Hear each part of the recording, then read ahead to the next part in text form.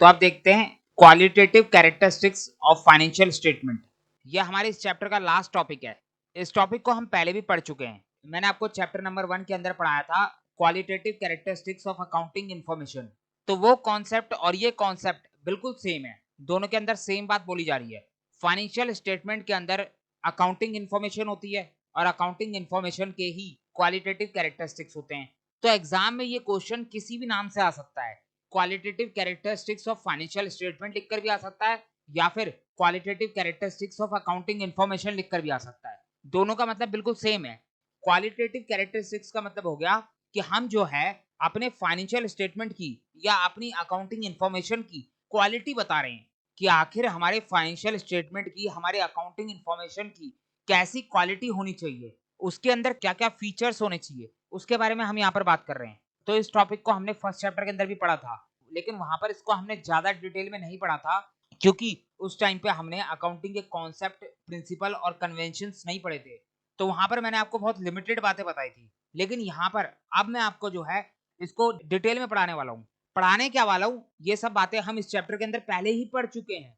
यहाँ पर मैं आपको जितनी बातें बताऊंगा ये सारी बातें हम पढ़ चुके हैं, लेकिन एग्जाम में इस क्वेश्चन का आंसर कैसे लिखना है वो एक बार हमें समझना जरूरी है। तो एक बार इसको फटाफट देख लेते हैं। तो फर्स्ट पॉइंट है हमारा अंडरस्टैंडेबिलिटी। मैंने आपको अभी बताया फुल डिस्क्लोजर वाले कॉन्सेप्ट के अंदर कि हमारे जो अकाउंटिंग इंफॉर्मेशन होती है या मैं कहूं हमारी जो फाइनेंशियल स्टेटमेंट होती है वो जो है हमेशा रेडिली अंडरस्टैंडेबल होनी चाहिए। यानी जो हमारे यूजर्स हैं उनको हमारी अकाउंटिंग इंफॉर्मेशन समझ में आनी चाहिए, हमारी फाइनेंशियल स्टेटमेंट समझ में आनी चाहिए। An essential quality of an accounting information is that it must be readily understandable by users. अब देखो मैंने आपको ये भी बताया था कि अगर आप ये सोचो कि कोई भी कॉमन मैन जो है हमारे अकाउंटिंग इंफॉर्मेशन को समझ ले, हमारे फाइनेंशियल स्टेटमेंट को समझ ले, तो ये बिल्कुल भी पॉसिबल नहीं है। फाइनेंशियल स्टेटमेंट को सिर्फ वही लोग समझ सकते हैं जिनको बिजनेस के बारे में, अकाउंटिंग के बारे में कम से कम थोड़ी बहुत बेसिक जानकारी हो। तो यहाँ पर क्या बोला गया है, the accounting information must be presented in a manner that users such as investor, creditor, employees और even government understand the same. तो वही बात बोली गई है कि अकाउंटिंग इंफॉर्मेशन को हम इस मैनर में प्रेजेंट करें कि जो हमारे यूजर्स हैं उनको हमारी इंफॉर्मेशन अच्छे से समझ में आ जाए। और कोई भी फाइनेंशियल स्टेटमेंट अच्छे से तभी समझ में आ सकती है जब वो डिटेल में बनाई गई हो, यानी हर एक इंफॉर्मेशन का फुल डिस्क्लोजर दिया गया हो। For this purpose it is assumed that users have a reasonable knowledge of economic and business activities and accounting and they devote time and energy to study the accounting information। तो वही बात बोली गई है कि अकाउंटिंग के अंदर हम इस बात को हमेशा अज्यूम करके चलते हैं कि जो हमारे अकाउंटिंग यूजर्स हैं उनको इकोनॉमिक्स की, बिजनेस की, अकाउंटिंग की थोड़ी बहुत रीजनेबल नॉलेज तो है और साथ के साथ ये अपना थोड़ा बहुत टाइम और एनर्जी डिवोट करेंगे to study the accounting information. Information about complex matter, कई बार होता है कि कुछ इंफॉर्मेशन बहुत कॉम्प्लेक्स होती है, बहुत डिफिकल्ट होती है, कंफ्यूजिंग होती है। अभी हम आगे जाके अकाउंटिंग स्टैंडर्ड पढ़ेंगे, इंडियस पढ़ेंगे, कंपनीज के ऊपर जो है अकाउंटिंग स्टैंडर्ड लगता है, इंडियस लगता है। इंडियस का मतलब हो गया इंडियन अकाउंटिंग स्टैंडर्ड। तो ये जो इंडियस होता है ये थोड़ा सा कई बार कॉम्प्लिकेटेड हो जाता है, तो इसको समझने में दिक्कत हो सकती है, ये हमारी एक कॉम्प्लेक्स इंफॉर्मेशन हो जाती है। तो यहाँ पर क्या बोला गया है कि जो आपकी कॉम्प्लेक्स मैटर है, कॉम्प्लेक्स इंफॉर्मेशन है, उसको भी आप डिस्क्लोज करोगे, that should be included in the financial statement, क्योंकि इसकी बहुत ज्यादा रेलिवेंस हो जाती है यूजर्स के डिसीजन मेकिंग में। अकाउंटिंग यूजर्स जब डिसीजन लेते हैं तो वहां पर कई बार जो है कॉम्प्लेक्स मैटर की भी बहुत ज्यादा रेलिवेंस होती है, बहुत ज्यादा इंपॉर्टेंस होती है। तो किसी भी मटेरियल इंफॉर्मेशन को, किसी भी इंपॉर्टेंट इंफॉर्मेशन को आप ये कहकर फाइनेंशियल स्टेटमेंट से नहीं हटा सकते कि ये इंफॉर्मेशन बहुत ज्यादा कॉम्प्लेक्स है, बहुत ज्यादा डिफिकल्ट है, ये हमारे अकाउंटिंग यूजर्स को समझ में नहीं आएगी, तो एक काम करते हैं कि इसको फाइनेंशियल स्टेटमेंट में लिखते ही नहीं है।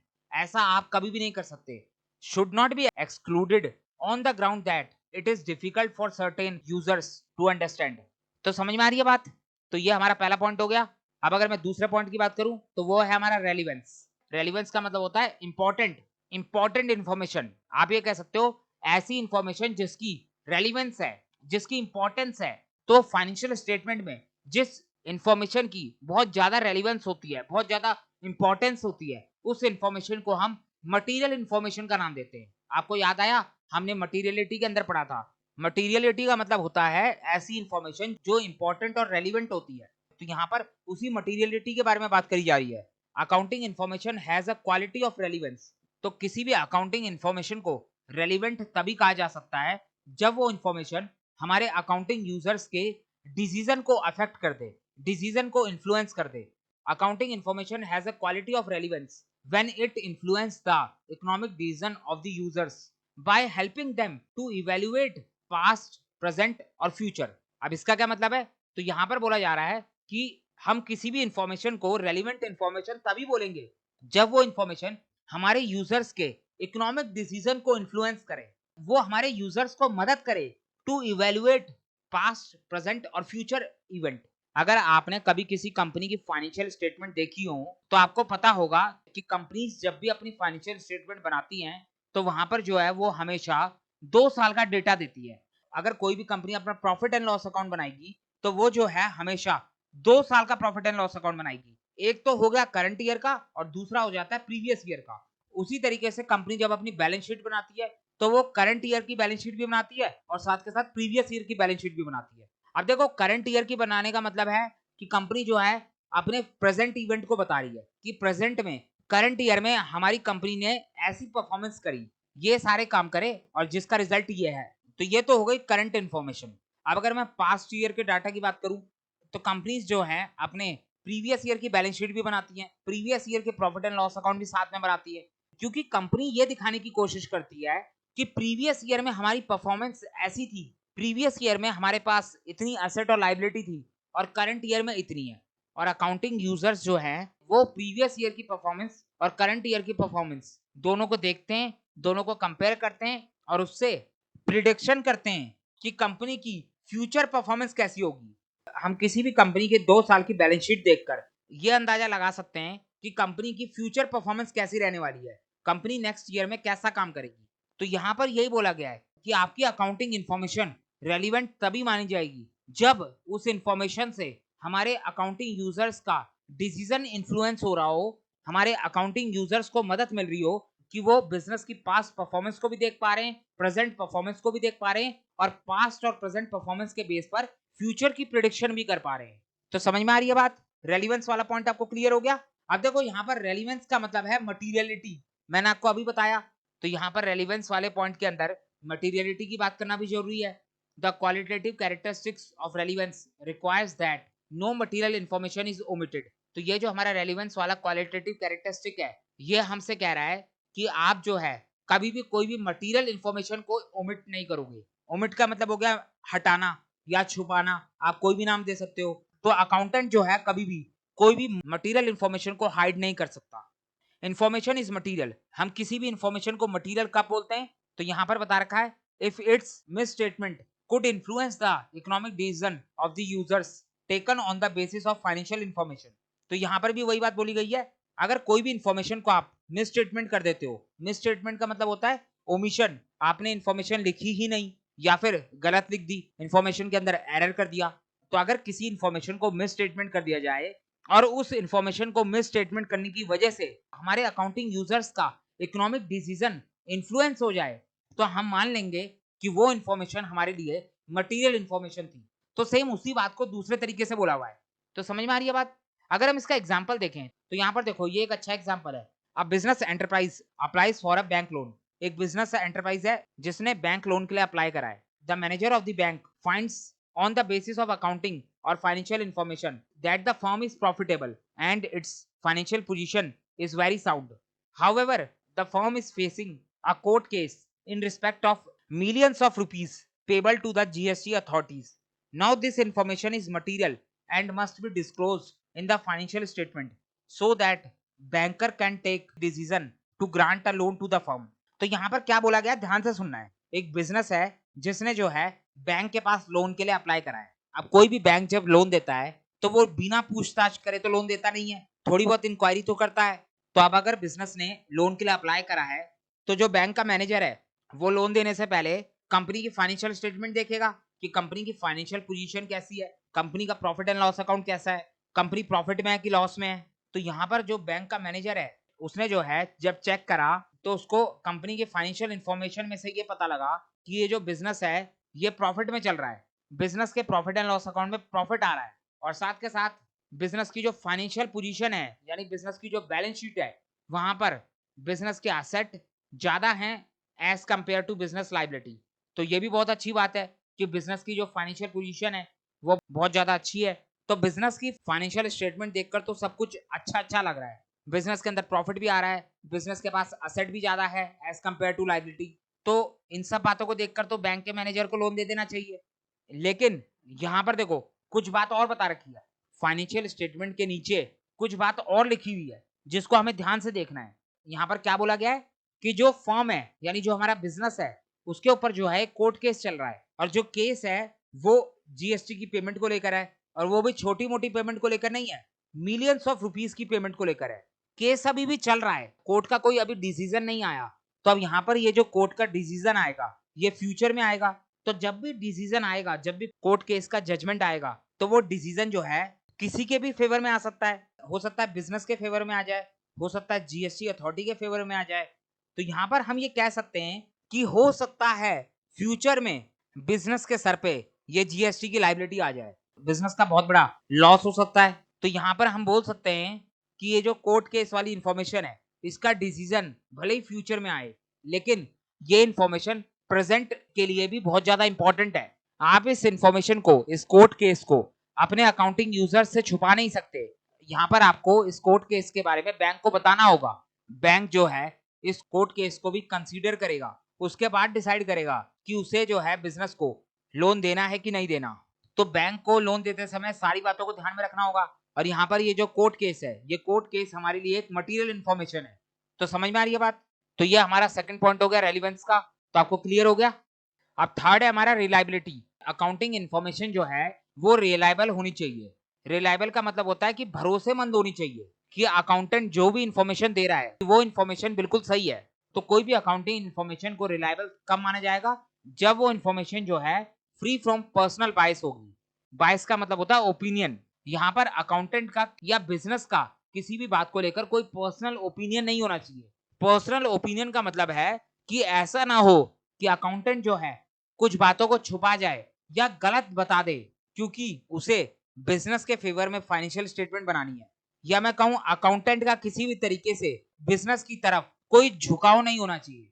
ऐसा ना हो कि अकाउंटेंट जो है पैसों के लिए बिजनेस के फेवर में फाइनेंशियल स्टेटमेंट बना दे, क्योंकि उसको अकाउंटिंग करने का पैसा तो बिजनेस से मिलना है। तो अगर ऐसा कुछ होता है तो उस केस में आपकी अकाउंटिंग इंफॉर्मेशन रिलायबल नहीं मानी जाएगी। अकाउंटिंग इंफॉर्मेशन तभी रिलायबल मानी जा सकती है जब वो information free from personal bias हो, यानी जो हमारी इंफॉर्मेशन है वो इंडिपेंडेंटली वेरीफाई करी जा सके। इंडिपेंडेंटली वेरीफाई का मतलब है आप जितनी भी बातें फाइनेंशियल स्टेटमेंट के अंदर लिख रहे हो वो सारी बातों का आपके पास एविडेंस होना चाहिए, आपके पास उन सभी बातों का बिल होना चाहिए, इनवॉइस होना चाहिए। अगर मान लो आप फाइनेंशियल स्टेटमेंट के अंदर कुछ परचेज लिख रहे हो, कुछ सेल लिख रहे हो, कुछ एक्सपेंसेस लिख रहे हो, तो आपके पास जो है उस परचेज सेल और एक्सपेंसेस के एविडेंस प्रेजेंट होनी चाहिए। आपके पास उसके बिल होने चाहिए, उसका इनवॉइस होना चाहिए, कोई कॉन्ट्रैक्ट ऑफ सेल होना चाहिए, तभी जाके आपकी अकाउंटिंग इन्फॉर्मेशन को रिलायबल माना जाएगा। यहाँ पर इसका एग्जांपल देख सकते हो, जब भी हम फिक्स एसेट की रिकॉर्डिंग करते हैं, लेट सपोज यहाँ पर जो है हमने मशीन की रिकॉर्डिंग करी, तो मशीन की रिकॉर्डिंग हम हमेशा जो है एक्चुअल कॉस्ट पे करते हैं, यानी उस प्राइस पर करते हैं जो प्राइस हमने मशीन के लिए पे करा है, क्योंकि एक्चुअल कॉस्ट प्राइस ही हमारा सबसे ज्यादा रिलायबल प्राइस होता है। एक्चुअल कॉस्ट प्राइस का हमारे पास एविडेंस प्रेजेंट होता है, असेट खरीदने का इनवॉइस होगा या फिर कोई कॉन्ट्रैक्ट ऑफ सेल होगा, जिससे हम अपने असेट की एक्चुअल कॉस्ट को पूरी तरीके से वेरीफाई कर सकते हैं। तो इसीलिए जो है हम अपनी असेट को हमेशा एक्चुअल कॉस्ट पे रिकॉर्ड करते हैं, ना कि मार्केट प्राइस पर। आप मार्केट प्राइस का कोई भी एविडेंस नहीं ला सकते। एक ही एसेट का आपको अलग अलग मार्केट में अलग अलग मार्केट प्राइस देखने को मिल जाएगा, तो मार्केट प्राइस का कोई पक्का एविडेंस नहीं होता, लेकिन एक्चुअल कॉस्ट का हम एविडेंस प्रेजेंट कर सकते हैं।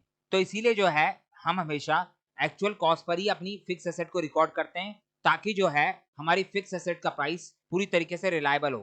तो समझ में आ रही है बात? ये सारी बातें हम पहले पढ़ चुके हैं, इस चैप्टर के अंदर इन सब बातों के ऊपर बहुत डिटेल में डिस्कशन हो चुका है। तो यहाँ तक की बात समझ में आ गई। फोर्थ पॉइंट है हमारे पास कंपैरेबिलिटी। तो कंपैरेबिलिटी का मतलब हो गया कंपैरेबल। आपका जो फाइनेंशियल स्टेटमेंट है वो कंपैरेबल होना चाहिए, कि हमारे जो अकाउंटिंग यूजर्स हैं वो आसानी से फाइनेंशियल स्टेटमेंट को कंपेयर कर सके। तो कंपैरिजन दो तरीके से करा जा सकता है। पहला तरीका तो ये हो गया कि आप जो है करंट ईयर की फाइनेंशियल स्टेटमेंट को प्रीवियस ईयर से कंपेयर कर रहे हो। मैंने आपको बताया था कि कंपनीज जो हैं 2 साल की फाइनेंशियल स्टेटमेंट बनाती है, वो हमेशा ये ध्यान में रखते हैं कि आप जो है पीरियड ऑफ टाइम के हिसाब से फाइनेंशियल स्टेटमेंट को कंपेयर कर पाओ। करंट ईयर की फाइनेंशियल स्टेटमेंट के साथ साथ वो प्रीवियस ईयर की फाइनेंशियल स्टेटमेंट भी बनाती हैं ताकि करंट ईयर का प्रीवियस ईयर से कंपैरिजन करा जा सके। Users must be able to compare the financial statement of an enterprise over a period of time so as to enable them study the trend in the financial position, operating result and cash flow।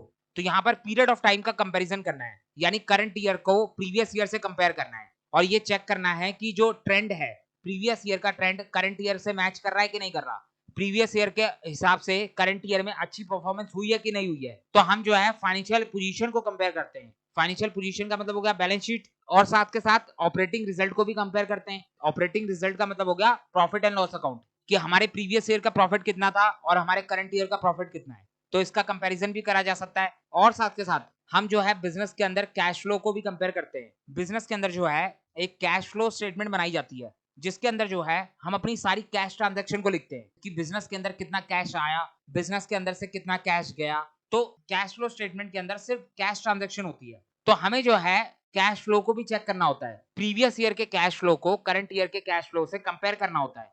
तो एक तो ये comparison हो गया कि आप current year का comparison previous year से कर रहे हो। अब अगर मैं दूसरे कंपैरिजन की बात करूं तो दूसरा कंपैरिजन हो सकता है कि अकाउंटिंग यूजर्स जो हैं वो एक बिजनेस की फाइनेंशियल स्टेटमेंट को कंपेयर कर रहे हैं दूसरे बिजनेस की फाइनेंशियल स्टेटमेंट के साथ। Users must also be able to compare financial statement of different enterprises in order to evaluate their relative financial position, operating result and cash flow.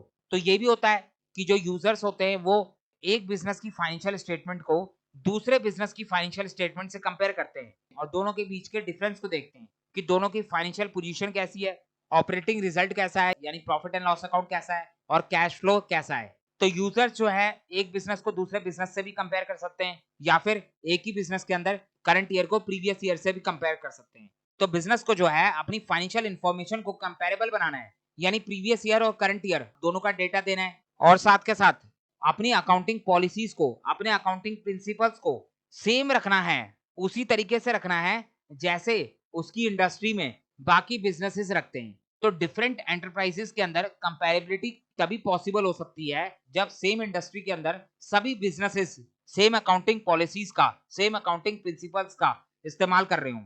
Same industry का मतलब हो गया, लेट सपोज आपकी एक garment industry है, आप जो है गारमेंट सेल करते हो, तो गारमेंट इंडस्ट्री के अंदर जितने भी बिजनेसेस होंगे वो सारे बिजनेसेस जो हैं सेम तरीके के अकाउंटिंग प्रिंसिपल्स को फॉलो करेंगे और हर साल सेम मेथड को अप्लाई करेंगे। याद आ रहा है आपको, यहाँ पर कंसिस्टेंसी की बात करी जा रही है कि आपको जो है अपने अकाउंटिंग प्रिंसिपल्स को सेम रखना है, हर साल आपके अकाउंटिंग प्रिंसिपल सेम होने चाहिए। और जब सेम इंडस्ट्री के अंदर आने वाले सभी बिजनेसेस अपनी अकाउंटिंग पॉलिसी को सेम रखेंगे, अपने अकाउंटिंग प्रिंसिपल को सेम रखेंगे, एवरी ईयर सेम रखेंगे, तभी जाके आप जो है एक बिजनेस को दूसरे बिजनेस से कंपेयर कर पाओगे। अगर हर बिजनेस अपना अलग अलग अकाउंटिंग प्रिंसिपल फॉलो करना शुरू कर दे तो उस केस में तो कंपेरेबिलिटी पॉसिबल ही नहीं है।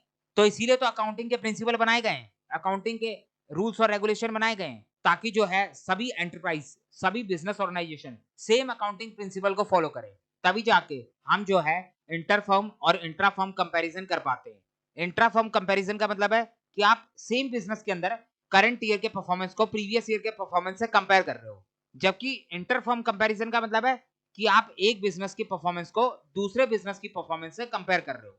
तो समझ में आ रही है बात। तो ये हमारे टोटल 4 क्वालिटेटिव कैरेक्टरिस्टिक्स होते हैं फाइनेंशियल स्टेटमेंट के। कई बुक्स के अंदर आपको 2-4 कैरेक्टरिस्टिक्स और देखने को मिल जाएंगे, तो वो कोई अलग से कैरेक्टरिस्टिक्स नहीं है। जितनी बातें हम इस चैप्टर के अंदर ऊपर पढ़ के आ चुके हैं वही सारी बातें घुमा फिरा के उनके अंदर दी गई होती हैं। तो ये 4 हमारे मेन कैरेक्टरिस्टिक्स होते हैं जिनको आपको एग्जाम में लिख कर आना है। मैंने आपको चैप्टर के स्टार्टिंग में बताया था कि हम जो है यहाँ पर इन 17 पॉइंट्स को पढ़ेंगे, तो यहाँ पर हमने 17 पॉइंट भी अपना कंप्लीट कर लिया और एक एक्स्ट्रा पॉइंट भी मैंने आपको पढ़ाया जो कि फुल डिस्क्लोजर कॉन्सेप्ट था। तो टोटल हमने इस चैप्टर के अंदर 18 पॉइंट्स को कवर करा, तो हमारा ये चैप्टर कंप्लीट हो गया। तो आप मिलते हैं अपनी नेक्स्ट क्लास में एक नए चैप्टर के साथ।